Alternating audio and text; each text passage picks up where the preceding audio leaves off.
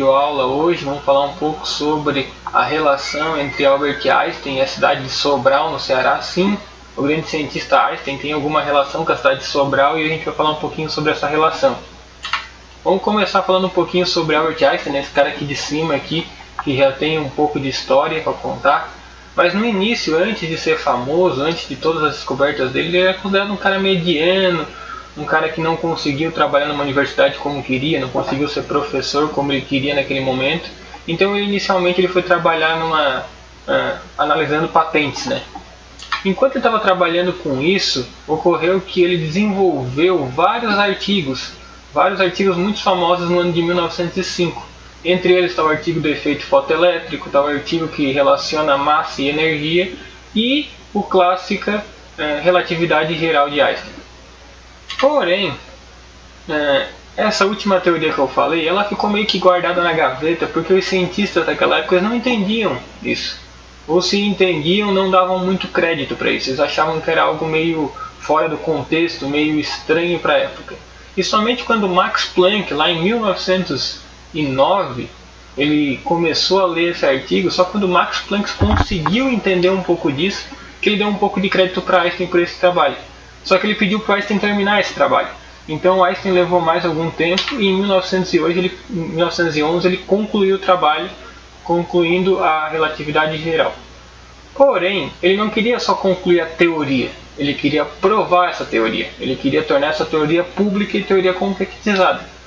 Só que daí acontecia um problema. Como é que ele vai conseguir provar essa teoria?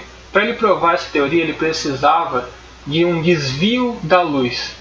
E ele parou para pensar, e o único método de ele conseguir comprovar um desvio da luz era uma luz que passasse perto de um corpo muito pesado. Somente o Sol para chegar nesse ponto. Então ele precisava de uma luz que passasse perto do Sol para poder provar que a sua relatividade geral.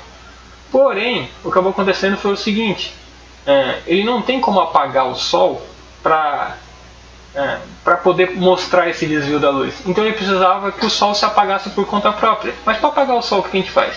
Ele pensou que o único método para ele conseguir isso seria um eclipse. Só que temos um porém. Esse porém é o seguinte: eclipse é um fenômeno natural. Ele não ocorre assim todos os dias. Ele não depende da minha vontade para acontecer. Eu não vou lá hoje dizer vai ter um eclipse. Eclipse ocorre naturalmente e quando ocorrer, vai ocorrer. Então eles precisavam esperar algum tempo até que ocorresse um eclipse e ele conseguisse tirar uma foto que provasse a teoria dele. Beleza, então várias coisas ocorreram e um eclipse não é assim que vai dar um eclipse hoje. Tinha anos de espera. E às vezes o eclipse ocorria, como aconteceu com ele, e dava um dia nublado e a foto não saía perfeita. E por aí vai. Então, de 1911, mais ou menos quando ele concluiu essa teoria, ele só foi conseguir desenvolver ela e bater a fotografia que ele tanto esperava em 1919. Daí sim, essa fotografia foi tirada na cidade de Sobral, lá no Ceará. Então essa é a fotografia que prova a teoria da relatividade geral de Einstein. Essa fotografia aqui do lado, né? Então ela provou a teoria do Einstein e ela foi tirada na cidade brasileira de Sobral.